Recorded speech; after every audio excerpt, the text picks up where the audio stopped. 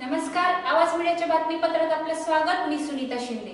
जे पाहिले तेच दाखवणाऱ्या प्रखर दयाने चालू घडामोडींचा आढावा घेण्यासाठी पाहूयात आजच्या हेडलाईन्स। सांगली जिल्ह्यातील पलूस कडेगाव येथील शेतकऱ्यांच्या नावे बनावट कागदपत्र केल्याचे निदर्शनास आणून देणाऱ्या व्यक्तीला शासकीय अधिकाऱ्याचा त्रास। अर्जदार फिरोज खान यांनी 15/12/20 रोजी लेखी तक्रार माननीय जिल्हाधिकारी यांना दिली होती।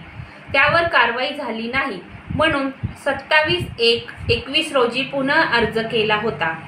जिल्हाधिकारी कार्यालयात असणारे अहवाल कारकून सुनील पाटील यांनी पदाचा गैरवापर केला असल्याचा आरोप तक्रारदार यांनी केला आहे।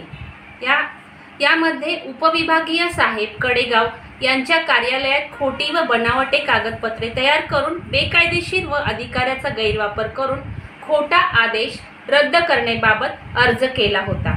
दरम्यान डॉक्टर विजय देशमुख कडेगाव येथील प्रांत ऑफिसला नसताना त्यांनी बोगस आदेश पारित केलेले असे तक्रारदाराचे म्हणणे आहे। तसेच लेखी पुरावे असल्याचेही त्यांनी सांगितले आहे। तरी यामध्ये पलूस कडेगाव येथील अधिकारी व एजंट यांनी संगनमताने राजरोसपणे जनतेची लूट चालू केली आहे, तरी ती थांबावी अशी मागणी तक्रारदार फिरोज सलीम खान यांनी केली आहे। मी तक्रारदार फिरोज खान आज दिनांक रोजी आपण माननीय आयुक्त साहेब यांना तक्रार दिली असून कोयना प्रकल्पग्रस्त यांचे फसवणूक होत असल्याबाबत तक्रार दिली असून सदर तक्रारीच्या अनुषंगाने त्यांची चौकशी व्हावी असे आदेश झालेले आहेत।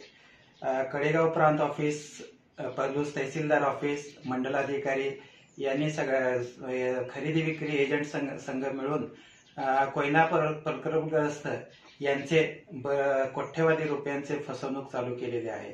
बोगस आदेश तयार करणे, बनावट कागदपत्रे तयार करणे, ह्या आधारे जमीन वरती जी शर्ती आहेत 1 ते 9 शर्ती ती बाहेरचे बाहेर मंडलाधिकारी, प्रांत ऑफिस, कडेगाव, पलूस तहसीलदार या सगळे संगनमत करून यांनी बाहेरचे बाहेर आदेश काढून जमिनीची खरेदी विक्री करण्यास सुरुवात केलेली आहे आणि त्यातनं कोट्यवधीचा घोटाळा केलेला आहे। ती घोटाळा उघडकीस यावं म्हणून आपल्या